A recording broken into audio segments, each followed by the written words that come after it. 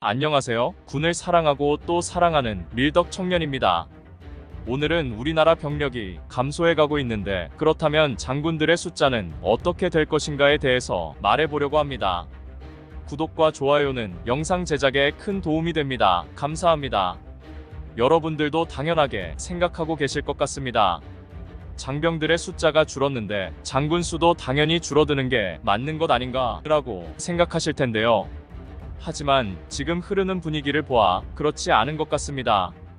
2018년 국방개혁 2.0에 따라 단계적으로 장군의 숫자를 줄여가기로 했습니다. 실제로 436명의 장군이 2018년에는 430명, 2019년에는 405명, 2020년에는 390명, 2021년에는 375명이 되었고 현재는 장군 수는 370명입니다. 즉, 교육, 인사행정 등 비전투 분야 장군의 직위를 민간 인력으로 대체하여 줄여나갔습니다. 하지만 이런 장군 감축 계획은 현재 370명으로 멈출 것 같습니다. 국방혁신 4.0에는 장군 감축 계획이 사라졌습니다.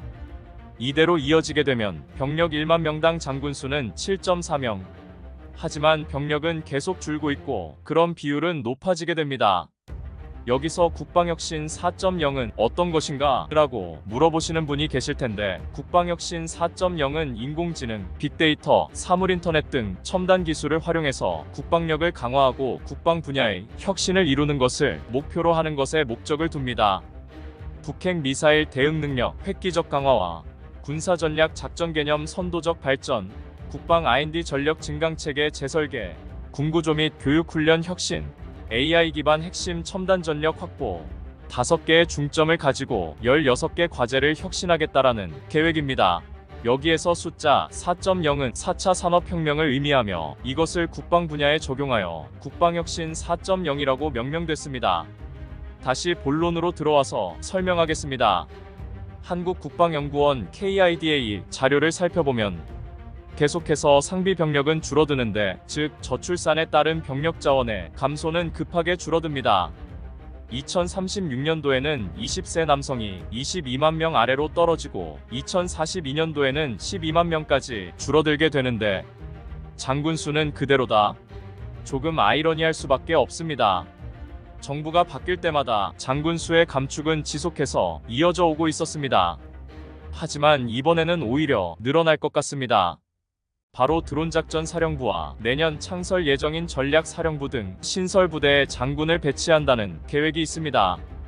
그렇다면 왜 장군 수에 대해서 이렇게 민감할 수밖에 없는가? 라고 생각할 수 있습니다.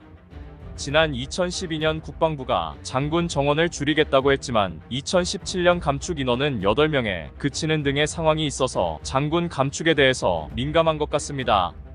그렇다면 차라리 지금 준장급 부대 중에 병력이 현저하게 적은 곳은 통폐합하는 등의 노력이 필수적으로 동반이 되어야 할 것 같습니다. 물론 무조건 장군 수가 늘어나거나 유지되는 것이 비판받을 내용은 아닙니다.